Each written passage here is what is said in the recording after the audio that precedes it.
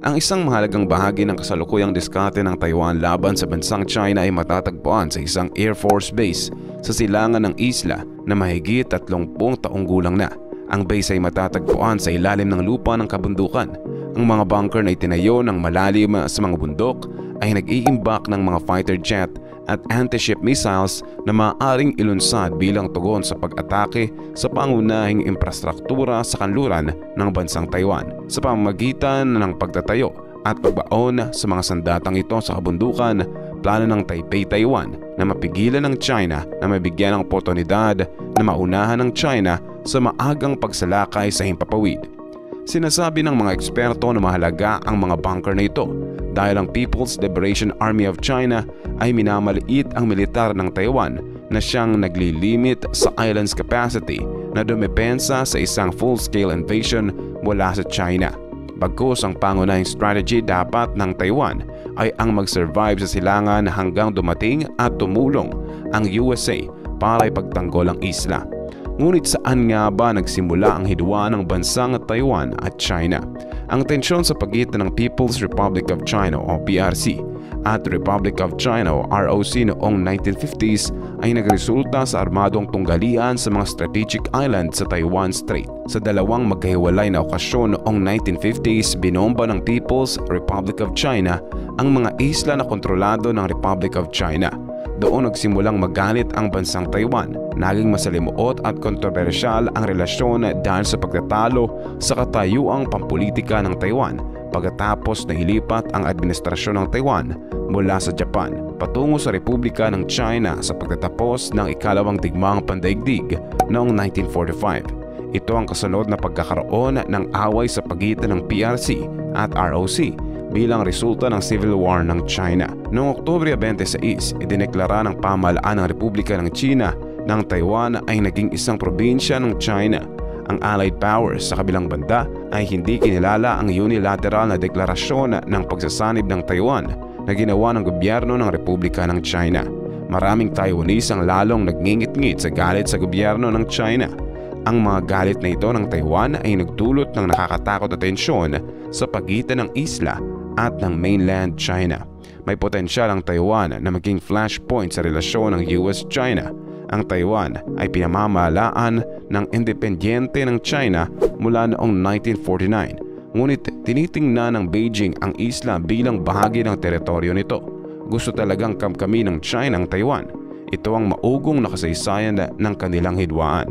Ngunit sinasabi ng ilang eksperto na ang mga kamakailang paglusob ng China sa silangan ng isla ng Taiwan ay wala ng bisa at ang lumalagong lakas ng militar nito ay makaluma na laban sa kasalukuyang diskarte ng Taiwan. Nagsilbi si retired Admiral Lee Shimin na mahigit 40 taon sa sandatahang lakas ng Taiwan ngunit nagretiro noong 2019 bilang Chief of General Staff.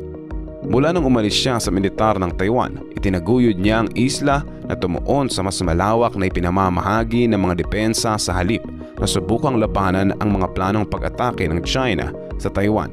Ayon kay Lee, kung talagang gustong lusubin ng China ang Taiwan, naniniwala siyang dapat siyang maging lubos na kumpiyansa para sa kanilang A2AD capability. Ano nga ba itong tinatawag na A2AD? Ang Anti-Access Aerial Denial o A2AD ay isang diskarte ng militar para kontrolin ang access sa labas at sa loob ng operating environment. Sa isang maagang kahulugan, ang anti-access ay dinisenyo upang pigilan ang isang salungat na puwersa na pumapasok sa isang lugar ng teritoryo.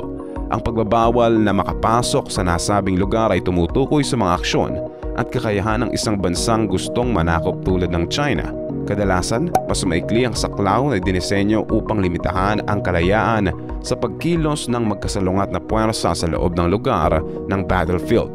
Ang A2AD ay karaniwang tumutukoy sa isang diskarte na ginagamit ng isang mas mahinang kalaban upang ipagtanggol ang sariling bansa laban sa isang kalaban na may superior na kasanayan. Bagaman ang isang mas malakas na kalaban ay maaari ding gumamit ng A2AD. Sang-ayon pa sa ibang Taiwanese military experts, ang A2AD o Anti-Access Area Denial daw ay may tuturing na kakayahang kontrolin ang access sa isang military operation zone, kadalasang gumagamit ng long-range missiles upang magsilbing banta sa anumang puwersa ng kaaway na sumusubok na pumasok sa isang lugar. Huling nakita ang isang bersyon nito noong nakaraang taon sa mga pagsasanay ng militar ng China na nagkaroon ng military drill na kunwaring pagsugod sa Taiwan. Ang mga live fire drill ay sinagawa sa 6 na zone na humaharang sa maritime traffic sa mga lugar na iyon, at ang mga ballistic missiles ay pinaputok sa tubig sa silangang baybayin ng isla. Gaano kabisa ang A2AD strategy? Sinabi ni Admiral Lee na tatangkain lamang ng China ang pagsalakay sa isla kung kumpiyansa silang haharangin ang kanilang mga kakayahan at kaalaman sa warfare sa A2AD ng silangan ng Taiwan upang pigilan ang mga kaalyado ng Taiwan na tulungan ito. Kaya sa halip na mumuhunan sa malalaking mga armas tulad ng mga tangke at barkong pandigma, sinabi ni Lee na dapat tumuon ang Taiwan sa mga kakayahan sa mobile at ng mga sibilyan tulad ng mga portable na anti-ship at anti-air missiles, drone at radar system na maaaring maging mabisang sandata sa pagsalakay. Naniniwala si Lee na ang mga asymmetrical warfare ay ang susi para sa weaker side o para sa mas maliit. Sa unang bahagi ng digmaan ng Ukraine, ginamit ng Russia ang maraming mga tangke o armored vehicle na ginamit ni Kyiv sa mga pag-atake, ngunit nabigo ito dahil ang Ukraine ay may maraming maliliit na simetriko na armas tulad ng Stinger o Javelin at Enlo. At habang ang Taiwan ay nagtatayo ng supply ng mas maliliit na armas, sinabi ng mga eksperto na kakailanganin pa rin itong umasa sa tulong ng mga kalyado nitong bansa na lalong nagbigay ng kanilang pagpayag na ipagtanggol ang isla. Ang mga tinutukoy dito ay ang bansang USA. Ang isang bagong pag-access ng US sa magkasanib na mga base militar sa Pilipinas ay maaaring gamitin bilang mahalagang papel sa diskarte sa silangang baybayin ng Taiwan. Ang mga bagong base na ito ay matatagpuan sa kabilang panig ng Bashi Channel, isang pangunahing access point para sa mga hukbong dagat ng parehong China at US at isang mahalagang ruta ng maritime traffic. Ang ilang mga sistema ng US kabilang ang HIMARS ay maaaring makarating sa timog ng Taiwan kung ilalagay sa kabilang panig ng channel na nagpapahintulot sa kanila na bumangon laban sa pagtatangkang pagsalakay ng China ng malayuan.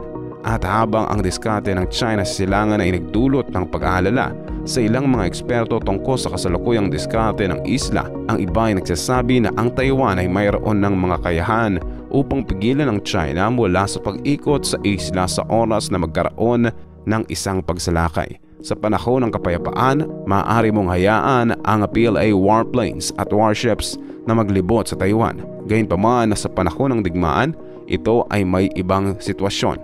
May karapatan ng Taiwan ay pagtanggol ang kanilang bansa. Ito ang sinabi ni Dr. Zhu Zuyun sa isang panayam. Si Dr. Zhu Zuyun ay ang direktor ng Taiwan's Institute for National Defense and Security Research, isang eksperto na pinondohan ng militar ng isla. Ayon sa kanya, ang panonood ng digmaan sa Ukraine ay naging malinaw na ang Taiwan ay may laban sa panahon ng pagsalakay ng China. Sinabi rin niya na ang kaso ng Taiwan ay isang labanan sa dagat, kaya't ang Taiwan ay maaaring gumamit ng limitadong mapagkukunan ng sandata upang lumikha ng denial zone na harang sa hukbong dagat ng PLA o ang kanilang hukbong panghimpapawid mula sa pagpasok sa silangang bahagi ng Taiwan.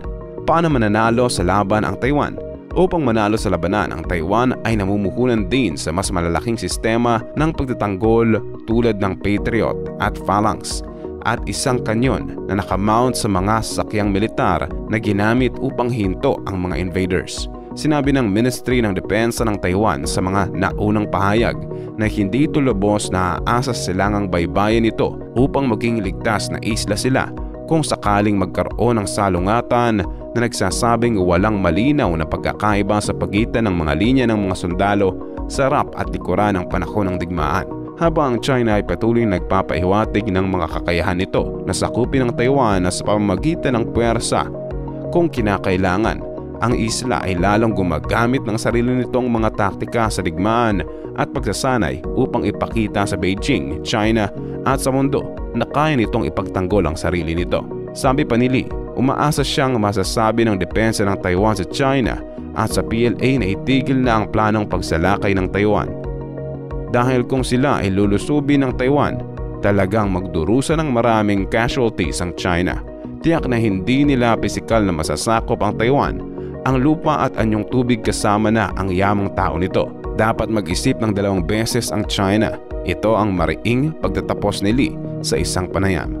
Ngunit kahit na pinagtatalunan nila kung paano ang pinakamahusay na mapigilan ang isang pag-atake, sumang-ayon ang grupong militar ng Taiwan na ang pinakamagandang senaryo ng kaso ay ang protektahan at pangalagaan ang anumang salungatan sa strait na siyang magsisilbing mitya ng hidwaan ng Taiwan at China.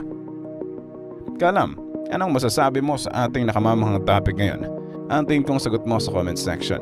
Huwag mong kalimutang i-like ang ating video at mag-subscribe ka na rin sa ating channel. At siguraduhin na panoorin ang next videos na siguradong magugustuhan mo. Ito ang inyong Kalam na nagsasabing, knowledge has a beginning but no end.